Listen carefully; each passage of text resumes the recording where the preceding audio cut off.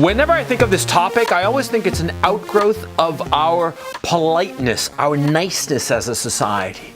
It's this obsession with what the chick you're with is feeling. As far as I'm concerned, the only feeling I really care about that a woman might have is whether she's coming when I'm fucking her.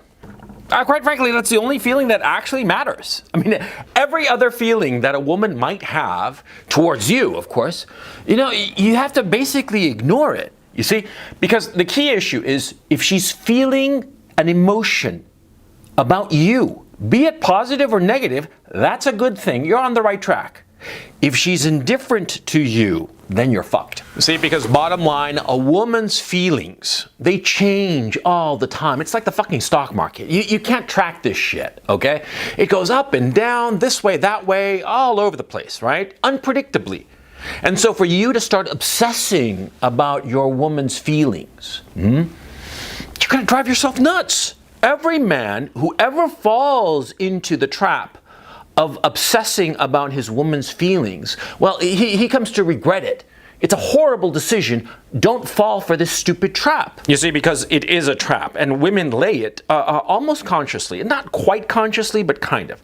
You see, the reason that they have these up and down emotions is they want to see two things. Number one, if you care about them. And number two, how steady and stable are you? Are you a rock solid kind of guy? Or are you gonna be like all over the fucking place, yo-yoing with her? And see, women don't want a guy who's an emotional yo-yo. I mean, it's all good and fine for them to be emotional yo-yos and up and down and all over the place, yeah, fine. But a woman hates that in a man. She hates it. And the thing is, living here in Eastern Europe, I mean, I can tell you, the Eastern European chicks, they say this. They say that they want a man made of stone, that's rock solid, that he's not gonna fucking move. It's not that he's indifferent towards her necessarily, but his emotions, his moods are not going to go up and down like hers. She wants a rock to cling to, an emotional rock to cling to. And the problem is that in the West, in Europe and the Americas and Australia and New Zealand, we've been socialized into believing that we have to cater to a woman's emotions. This is a colossal mistake. Like I said, the only emotion you have to worry about is whether she's coming when you're fucking her. That's the only emotion that really matters, okay?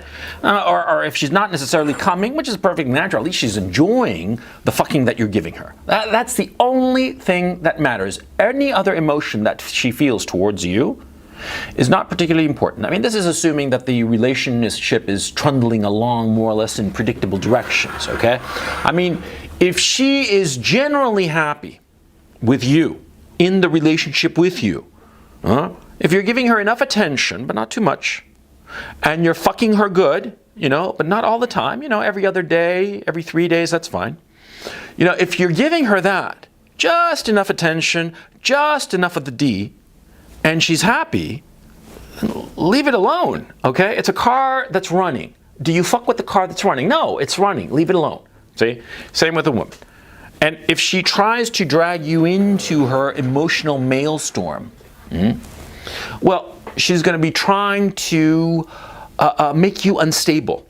And that instability is going to affect the rest of your life. The rest of your life, your business, your career, whatsoever it is.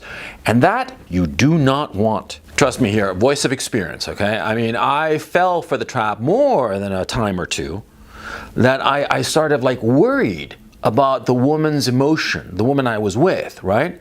I started worrying about her emotions. Is she happy? Is she happy with me?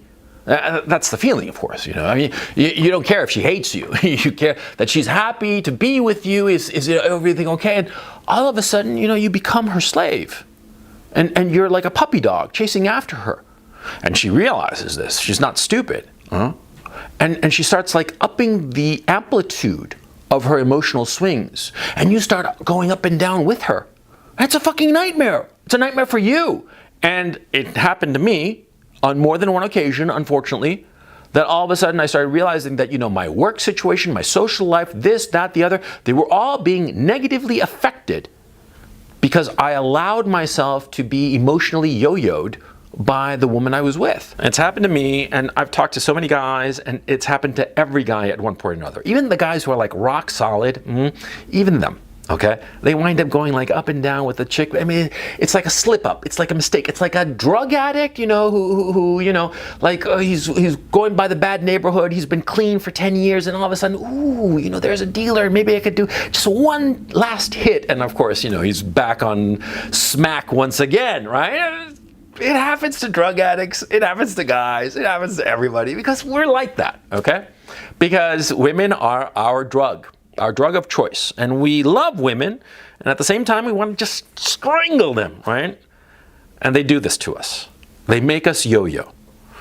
And so to maintain frame, as they say, because this that I'm talking about, and they talk about this in game all the time, to maintain frame is exceedingly difficult, and more to the point, once you've lost frame, it's really hard to get it back with a woman. Oh yeah. Yeah, because she kind of like knows your number. She's pegged you. I pegged you in a figurative sense and almost a literal sense. Yeah, she knows, you know, what buttons to push, and it's hard to go back to a state of equanimity. And the reason we fall into this trap is because we're with some woman, and we like her.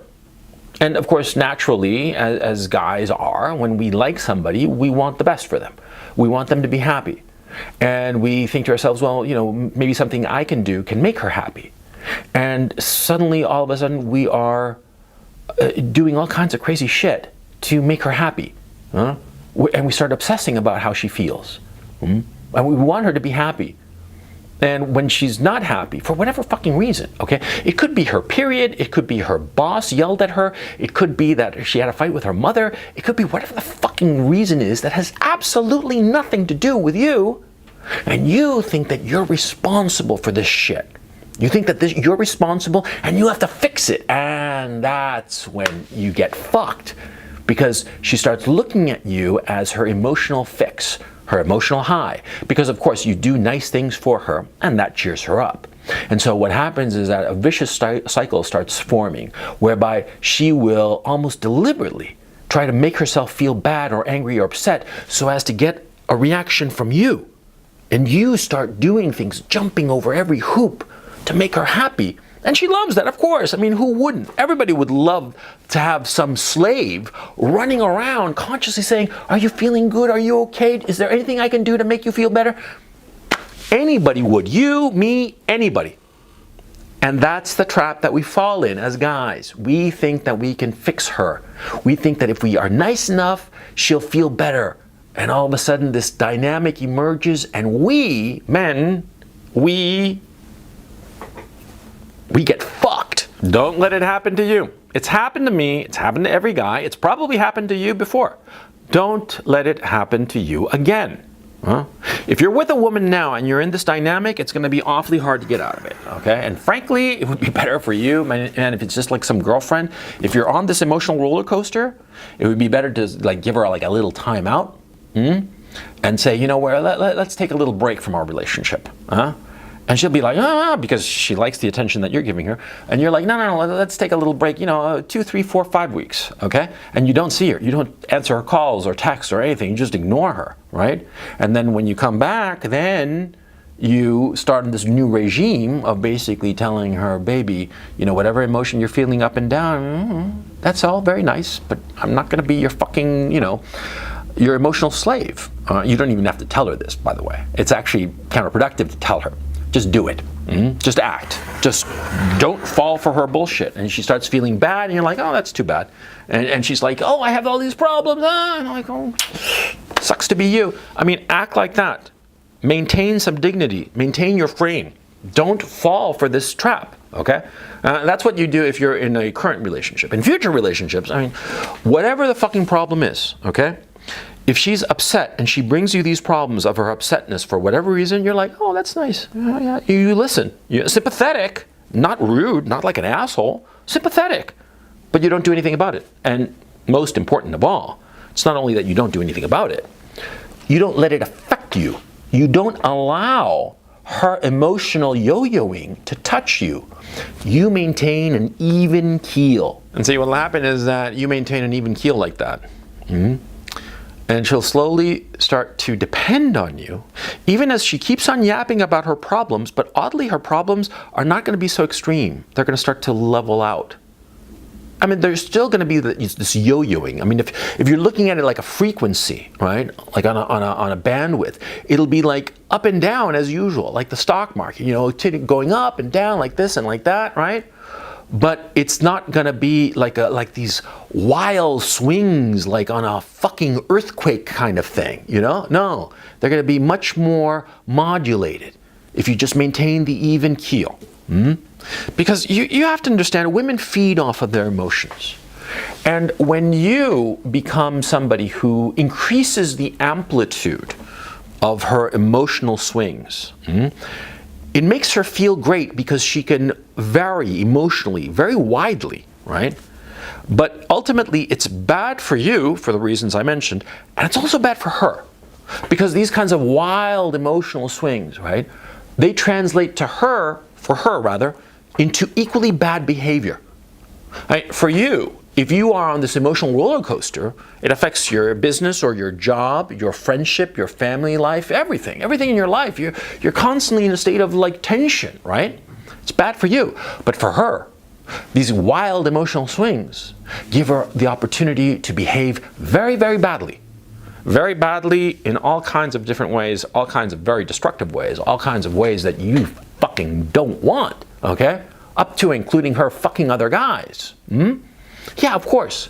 Because that kind of emotional roller coaster, it can spill out into action.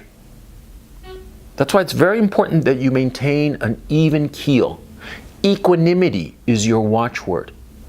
And you can listen to her problems all day long, but you don't let it affect your mood. And when she's feeling bad, you're like, oh, that's too bad. And then you go about your day.